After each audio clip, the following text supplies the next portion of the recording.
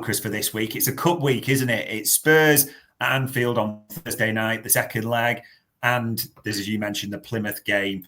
I mean, with this one, people will look at it and go, it's the Carabao, there's bigger fish to fry. And I get it, similar like me, people thinking, okay, 1-0 down, but still a chance at Wembley. Arne Slot never really tends to be a fan of rotation, although maybe surprised there's a little bit of PSV with how many were left at home. Are you expecting a pretty full-strength team for this semi?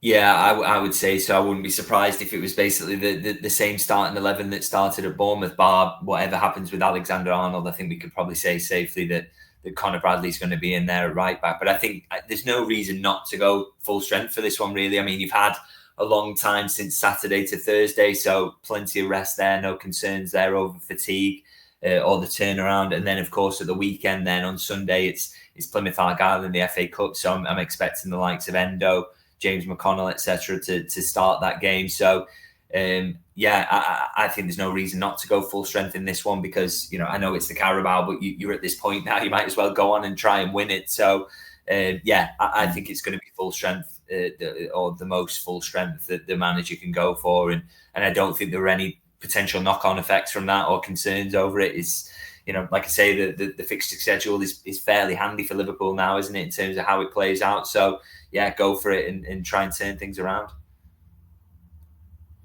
I suppose the question for this one, and I think you're right, most people are expecting it to be a strong lineup. Maybe a surprise that maybe not, that Chiesa's left out. Jota was in the squad. Do you think a Jota, Chiesa, even a Joe Gomez could get minutes in this just to try and bring them up to speed quickly?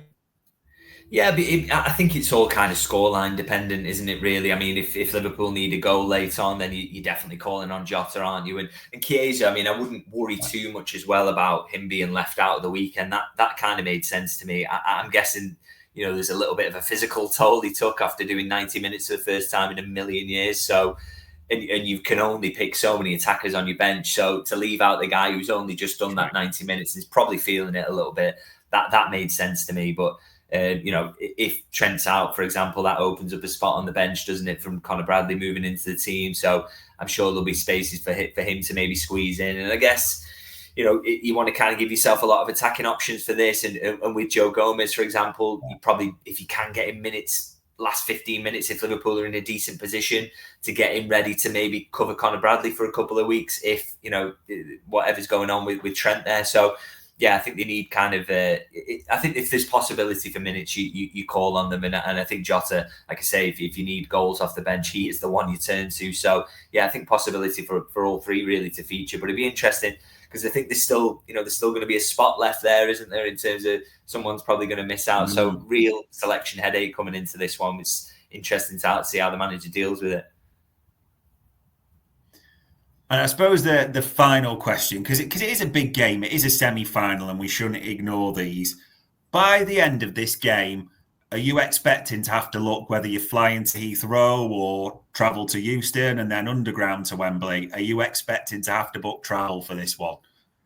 I hope so. Yeah, I really hope so. I just think Liverpool are a much better side than Tottenham. I thought Tottenham got really lucky to win the first leg, which was a bit of a dour game. And I just think with the way that Spurs are defending, obviously might have a couple of players back like Van de Ven, but still, this Liverpool team is much, much stronger than Tottenham, and it's playing at home. If you can get an early goal to level it up, then from there, you really, really would back Liverpool to go on and win it. So, yeah, I'm pretty optimistic about it and feeling like I might be booking my travel. But obviously, the game's played on grass, so we'll just have to see how it goes.